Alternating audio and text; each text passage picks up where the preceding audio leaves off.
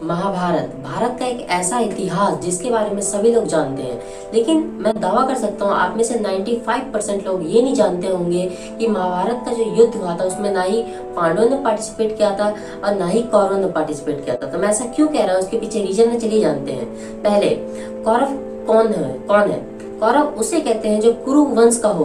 कुरु वंश के योद्धा पितामह भीष्म उसी तरह पांडु थे, लेकिन जब पांडु का कोई पुत्र था ही नहीं तो हम लोग कैसे माता कुंती के पांचों पुत्रों को पांडव कह सकते हैं। तो कौन थे? सौ कौरव हस्तिनापुर के महाराज धृतराष्ट्र के पुत्र थे एवं कुरु के वंशज थे। उनमें से सबसे बड़ा दुर्योधन था। लेकिन सवाल जब ये उठता है कि क्या 100 कौरव कुरु वंश के वंशज थे? अगर नहीं तो वो किसके वंशज थे? पुराणों के अनुसार ब्रह्जी से अत्रि, अत्रि से चंद्रमा, चंद्रमा से बुध और बुध से इरानंदन पुरुतवा का जन्म हुआ। पुरुतवा से आयु, आयु से राजा नहुप और नहुप से ययाति उत्पन्न हुए। ययाति से पुरु, पुरु के वंशज भरत, जब भरत के कुल में कुरु उत्पन्न हुए एवं कुरु के वंश में महाराज शांतनु का जन्म हुआ और महाराज शांतनु के पुत्र पितामह भीष्म थे एवं कुरु के वंशज को ही कौरव कहा जाता है। एवं महाराज शांतनु की पत्नी का नाम गंगा था।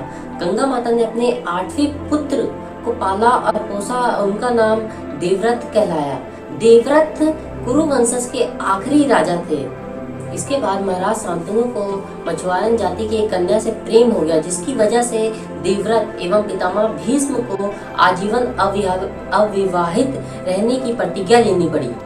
और महाराज शांतनु को ना जो सत्यवती थी, माता सत्यवती, उनसे 2 पुत्र प्राप्त हुए। पहले का नाम चित्रांगद था और दूसरे का नाम विचित्रवीर्य था। और चित्रांगद जो थे वो युद्ध में मारे गए थे और जो विचित्रवीर्य थे जो बच गए थे, मतलब जो युद्ध में जिनकी मृत्यु नहीं हुई थी, उनका विवाह पितामह भीष्म ने काशीराज की पुत्री अंबालिका और अंबालिका से करा दिया था। विचित्रवीर्य विवाह के बाद विचित्रवीर्य को कोई पुत्र प्राप्त नहीं हो पा रहा था। तब माता सत्यवती ने चिंतित होकर अपने पुत्र वेदव्यास को बुलाया और उन्हें जिम्मेदारी सौंपी कि उनको अंबालिका और अंबलिका को कोई पुत्र मिले। और जो वेदव्यास थे वो माता सत्यवती को पराशर मुनि से प्राप्त हुए थे। तो देखा जाए तो एक तरीके से जो कौरव का जो वंश था वो चला था पराशर मुनि का जो वंश चला था। और 1 साल बाद वेदव्यास से जो अंबालिका और अंबलिका थे, उनको 2 पुत्र प्राप्त हुए। पहले का नाम पांडव और दूसरे का नाम धृतराष्ट्र कहा गया। उसमें जो धृतराष्ट्र थे वो बड़े भाई थे पांडव के। तो इस तरह से देखा जाए तो जो वंश चला था वो पराशर मुनि का चला था।